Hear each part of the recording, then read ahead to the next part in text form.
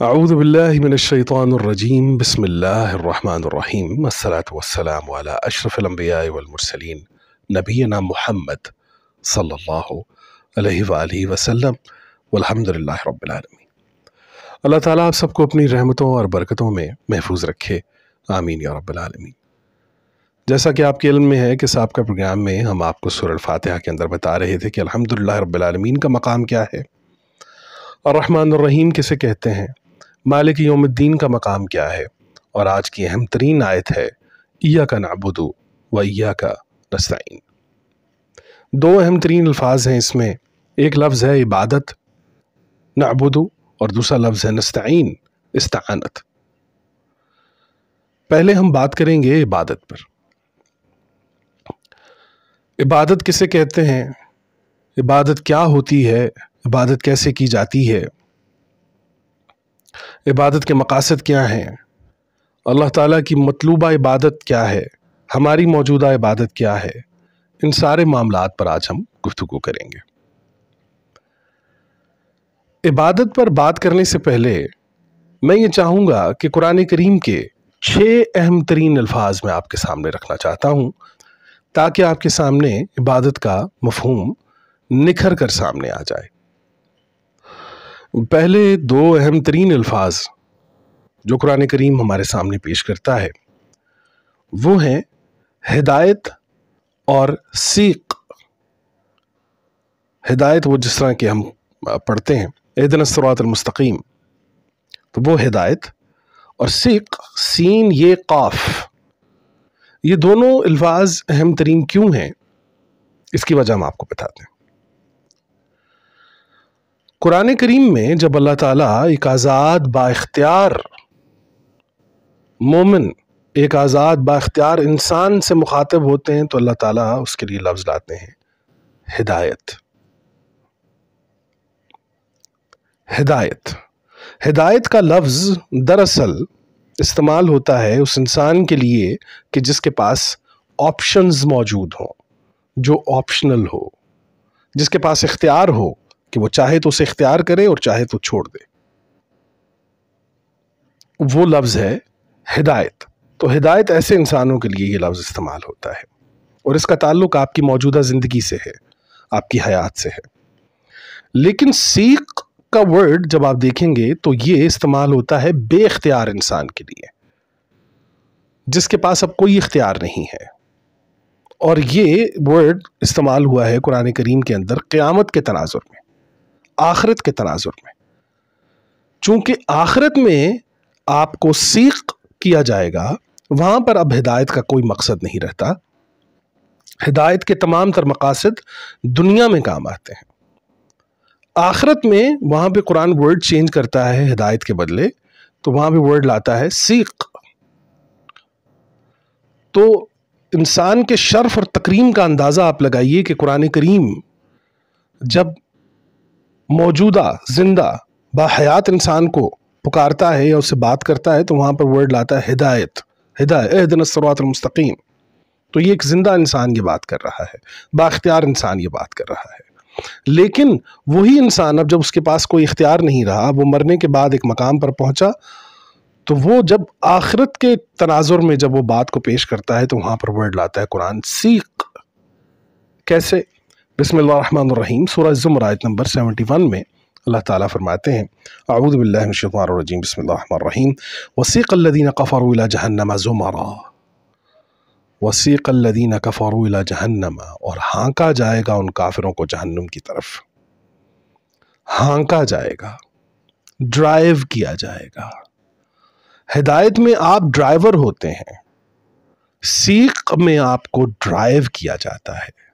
ان دونوں چیزوں کے اندر زمین آسمان کا فرق ہے۔ یہ انسان کی عزت و تکریم و شرف ہے کہ اسے ہدایت دی جائے، لیکن اب یہاں پر بات ایسی ہے کہ اب آپ بااختیار نہیں ہیں، اور یہ آخرت کے تناظر میں ہے بات، تو وہاں پر آپ کو سیق کیا جا رہا ہے، نہ کہ صرف کافروں کو بلکہ مومنوں کو، متقین کو بھی۔ تو سورہ زمر آیت نمبر 71 میں کافروں کے بارے میں بات ہوئی، وسیق الذین کفروا الی جہنم زمرا، اور اسی سورت کے آیت نمبر 73 میں متقین کے لیے ہوئی کہ وسیق الذین اتقوا ربہم الی الجنۃ زمرا، وسیق الذین اتقوا ربہم، اور انہیں ڈرائیو کیا جائے گا، اور انہیں ڈرائیو کیا جائے گا جنت کی طرف۔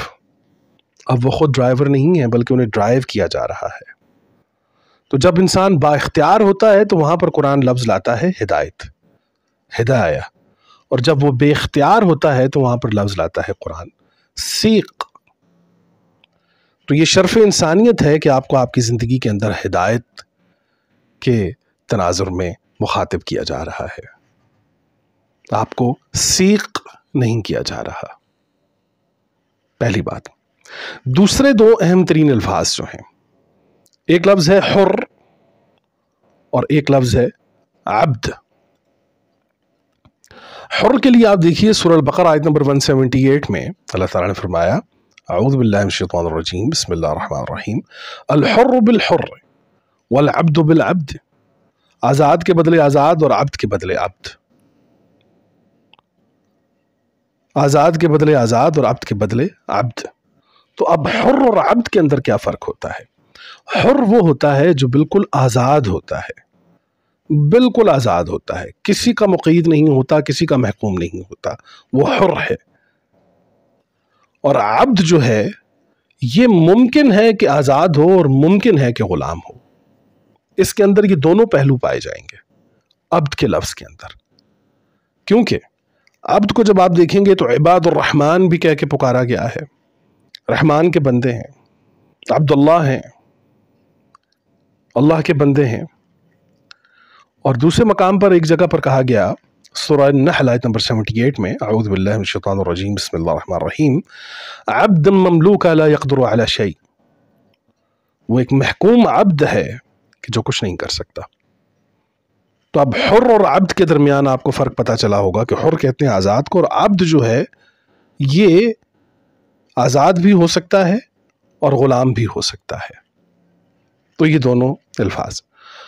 اب جو اہم ترین دو الفاظ ہیں، میں نے آپ سے کہا تھا کہ 6 اہم ترین الفاظ ہیں، 2 پہلے بیان کیے، پھر اب 2 بیان کیے، اور اب آخری 2 بیان کرنے کے بعد ہم عبادت کے موضوع پر آ جائیں گے۔ اب آپ دیکھیے لفظ عبد پر پیدا ہونے والے 2 اہم ترین الفاظ، کیا کمال کر جاتا ہے قرآن، اور یہ شرف اور تکریم صرف اسی کتاب کو حاصل ہے۔ عبد کے لفظ پر آنے والے 2 اہم ترین الفاظ جمع کے صیغے میں، عبد پر ہے عباد اور عبد پر ہے عبید۔ عبد کی ایک جمع عباد اور ایک جمع ہے عبید۔ اب دیکھیے قرآن کریم میں عباد کس تناظر میں آیا ہے اور عبید کس تناظر میں آیا ہے۔ قرآن کریم میں عباد یا عبادی یا عباد کا لفظ جب آیا ہے تو اس میں آپ کو اللہ تعالیٰ کی طرف سے ہدایت، محبت، سعادت، محبت، فکر، یہ تمام تر چیزیں ملیں گی۔ عباد کہتے ہیں وہ انسان، وہ مومن، وہ مسلم کہ جو سر بلند ہو، کسی کا محکوم نہ ہو، اللہ کے علاوہ کسی کا محکوم نہ ہو، سر اٹھا کے چلتا ہو، ظلم کے خلاف جہاد کرتا ہو اور اسے اللہ کی حمایت حاصل ہو، وہ عباد ہیں۔ آپشنل ہے، وہ آپشنل ہے، آزاد ہے، عباد۔ اور دوسرا لفظ ہے عبید۔ قرآن کریم میں عبید کا لفظ 5 دفعہ آیا ہے، اور آپ دیکھیں گے کہ یہ 5 دفعہ آخرت کے تناظر میں آیا ہے، اور یہ 5 دفعہ عذاب یافتہ انسانوں کے حوالے سے آیا ہے۔ عبید کہتے ہیں وہ انسان کہ جس کے پاس سوائے غلامی کے، محکومیت کے اور کچھ نہ ہو، وہ عبید ہے، وہ فقط غلام ہے، غلامی کے علاوہ اسے کچھ نہیں آتا۔ عبید 5 دفعہ قرآن کے اندر ہی آیا ہے، بالکل اس سیق کی طرح اسے ڈرائیو کیا جائے گا، اب یہ با اختیار نہیں ہے۔ اور عباد کے ساتھ ہدایت کا لفظ آئے گا، آپ دیکھیے اور ہدایت میں نے آپ کو کہا کہ وہ آپشنل ہوتی ہے، عباد آپشنلز ہوتے ہیں، آپشنلز ہوتے ہیں. تو عباد اور عبید، ان دونوں کے درمیان آپ فرق کو لازمی دیکھیے، قرآن کریم کو کھولیے اور پڑھیے، اور عبید کے لفظ کو دیکھیے تو یہ قرآن کریم میں 5 دفعہ آیا ہے. اور افسوس، صد افسوس کہ آج ہماری مسلمان قوم عباد کے مقام سے گر کر عبید کے مقام پر آ چکی ہے.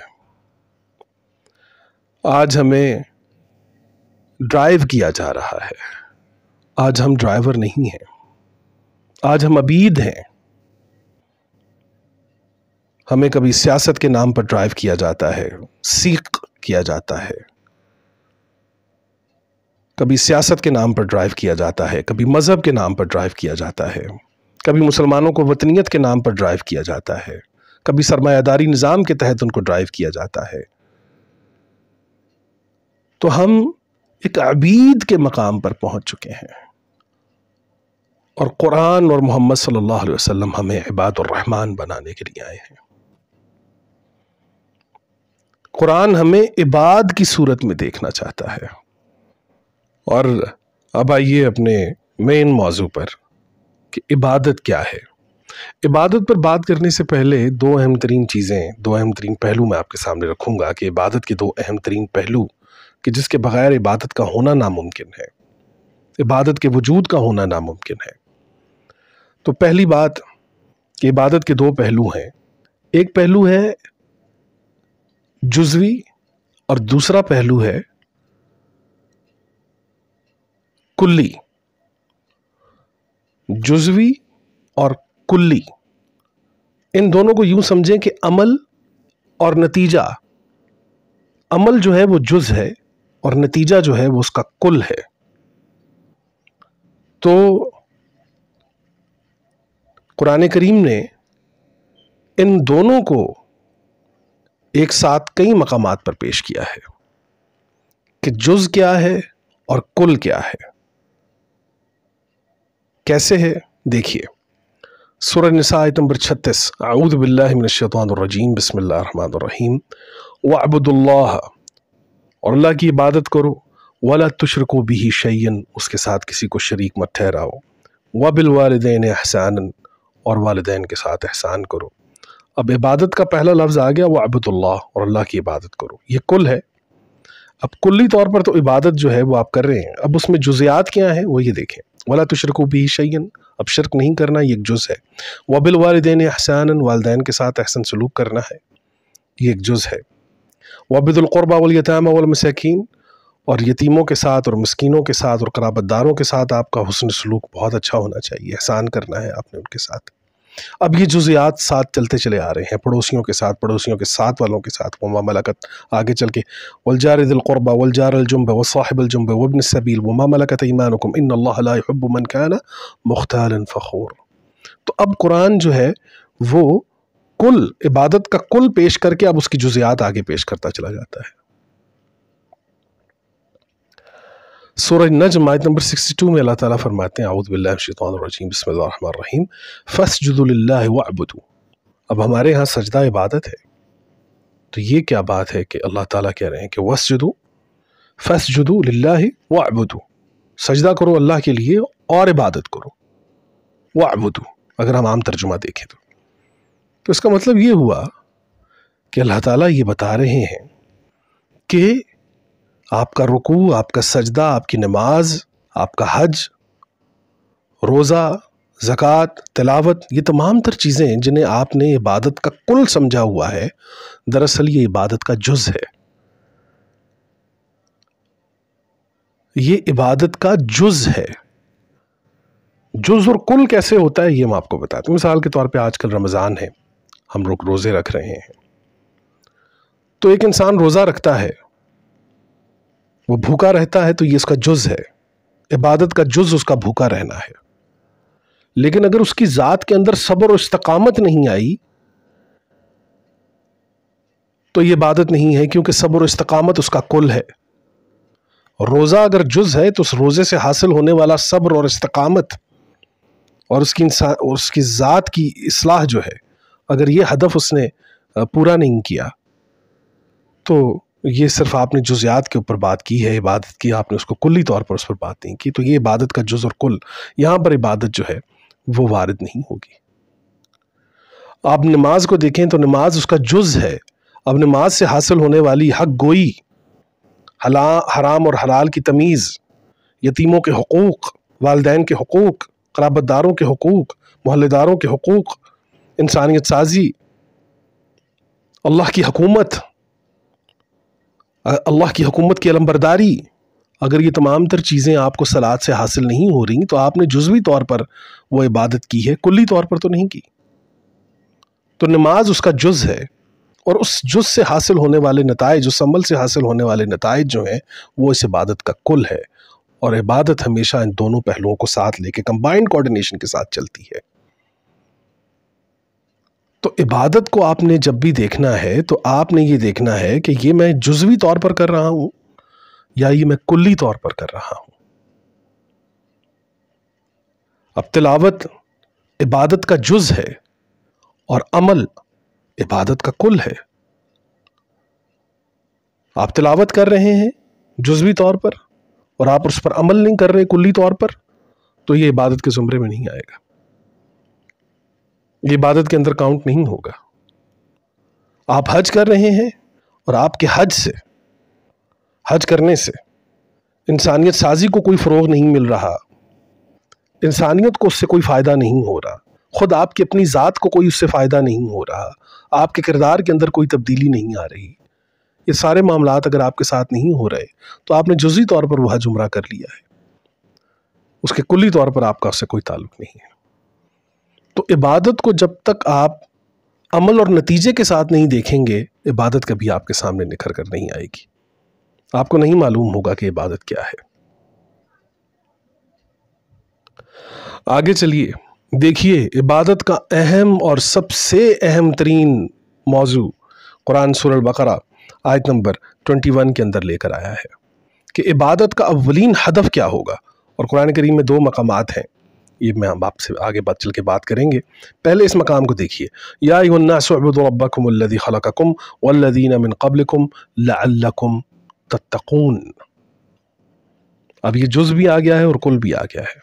یا ایھا الناس اعبدوا ربکم، ناس تمام انسانوں سے خطاب کیا جا رہا ہے۔ یا ایھا الناس اعبدوا ربکم، یا ایھا الناس اعبدوا ربکم الذی، لوگوں بندگی کرو اللہ کی، اپنے رب کی، الذی خلقکم، جس نے تمہیں خلق کیا ہے، والذین من قبلکم، اور تم سے پہلے بھی، لعلکم تتقون، تاکہ تم تحفظ حاصل کر لو، تاکہ تم محفوظ ہو جاؤ۔ لعلکم تتقون، تو عبادت کا اولین ہدف جو ہے وہ یہ ہے کہ انسانیت کو تحفظ حاصل ہو جائے، انسانیت کو، یا ایھا الناس اعبدوا ربکم، یا ایھا الناس، تو عبادت کا اولین ہدف یہ ہوگا کہ انسانیت کو تحفظ حاصل ہو جائے، انسانیت کو تحفظ حاصل ہو جائے، صرف مسلمانوں کو نہیں، پوری انسانیت کو تحفظ حاصل ہو جائے۔ یہ ہے عبادت کا اولین ہدف، اور اپنے قرآن اپنے ابتدا میں سورہ البقرہ آیت نمبر 21 کے اندر اس کو پیش کر گیا ہے۔ یا ایھا الناس اعبدوا ربکم الذی خلقکم والذین من قبلکم لعلکم تتقون، اور دوسرے مقام پر ہے لعلکم تفلحون، تاکہ آپ فلاح پا جائیں۔ تو یہ تحفظ انسانیت جو ہے یہ عبادت کا اولین ہدف ہے قرآن کریم کے اندر۔ تو آپ دیکھیے کہ قرآن کریم میں عبادت تک پہنچنے کے لیے آپ کو اس کے جزوی اور کلی معاملات کو دیکھنا ہوگا۔ دوسرا، عبادت کا اولین ہدف یہ ہوگا کہ انسانیت کو تحفظ حاصل ہو جائے، اور آگے چل کے جو سب سے اہم ترین آیت ہے سورہ الذاریات کی آیت نمبر 56، بسم اللہ الرحمن الرحیم، اعوذ باللہ من الشیطان الرجیم، بسم اللہ الرحمن الرحیم، وما خلقت الجن والانس الا لیعبدون۔ اہم ترین آیت ہے، یہ اہم ترین آیت ہے، وما خلقت الجن والانس الا لیعبدون۔ عام ترجمہ ہے کہ ہم نے انسان اور جنوں کو اس لیے پیدا کیا کہ ہماری عبادت کریں، اور عام مفہوم یہ ہے کہ وہ نماز، روزہ، زکوٰۃ، حج، یہی جزوی جو ہمارے ہاں عبادات ہم کرتے ہیں، یہی اس کا معنی لیا جاتا ہے۔ لیکن جب آپ یعبدون کے لفظ کو دیکھیں گے تو میں نے آپ سے کہا تھا کہ عباد اور عبید کے اندر یہ فرق ہوتا ہے کہ عباد جو ہوتا ہے وہ با اختیار ہوتا ہے، با اختیار ہوتا ہے۔ تو اس با اختیار آپشنل عباد کے پاس جو عمل آئے گا وہ عبادت ہوگی۔ اور عبادت کیا ہے؟ عبادت کیا ہے؟ عبادت کہتے ہیں سب سے پہلا عمل جو ہم نے آپ کو بتایا تھا سورہ البقرہ آیت نمبر 21 کے اندر کہ لعلکم تتقون، تاکہ تمام انسانیت جو ہے اسے تحفظ حاصل ہو جائے، تمام انسانیت کو تحفظ حاصل ہو جائے۔ عبادت کا پہلا مقصد تو یہ ہے۔ دوسرا اس کا مقصد یہ ہے کہ انسان کے پاس اطاعت جو ہے وہ با اختیار ہو، با اختیار ہو۔ انسان کے پاس جو اطاعت ہے وہ با اختیار ہو، مجبوراً نہ ہو۔ ایک پولیس والا ہے، وہ ایس ایچ او کو یا ڈی پی او کو یا کسی بھی پوسٹ پر کسی بھی بڑے آفیسر کو، وہ اس کے سامنے سلوٹ بھی کر رہا ہے، اس کی بات مان بھی رہا ہے، اس کے کہنا کو بھی چل رہا ہے، سارے معاملات کر رہا ہے، لیکن دل سے اسے اچھا نہیں جانتا۔ تو اطاعت وہ ہے کہ آپ کوئی عمل کر رہے ہیں، اس میں آپ کی آئیڈیولوجیکلی آپ کی انوالومنٹ ہو، تو یہ اطاعت ہے۔ تو اطاعت کے لیے دیکھیے سورہ نوح آیت نمبر 3 میں اعوذ باللہ من الشیطان الرجیم اعبدوا اللہ واتقوا واطیعون، اعبدوا اللہ اور اللہ کی عبادت کرو، واتقوا تقوی کرو، واطیعون اور اطاعت۔ تو آپ دیکھیے کہ یہ کس قدر زبردست آپشنل بات ہے عبادت کے اندر، کہ اطاعت کے اندر جب تک آپ آپشنل نہیں ہوں گے، آپ با اختیار نہیں ہوں گے، آپ اطاعت کیسے کریں گے؟ تو اطاعت تو کرتا ہی با اختیار انسان ہے۔ اب آئیے اس آیت کی طرف، سورہ الذاریات آیت نمبر 56 اعوذ باللہ من الشیطان الرجیم بسم اللہ الرحمن الرحیم وما خلقت الجن والانس الا لیعبدون، ہم نے انسانوں اور جنوں کو نہیں پیدا کیا ماں سوائے کہ وہ ہماری عبادت کریں۔ اور اللہ کی عبادت کیا ہے؟ عبادت کہتے ہیں اللہ کا عطا کردہ وہ عمل کہ جو انسانیت کو وہ تحفظ فراہم کر دے کہ جس میں انسان اپنی ذات اور کردار کے ذریعے با اختیار اطاعت و حریت کا حقدار اور شاہکار اور علم بردار بن جائے۔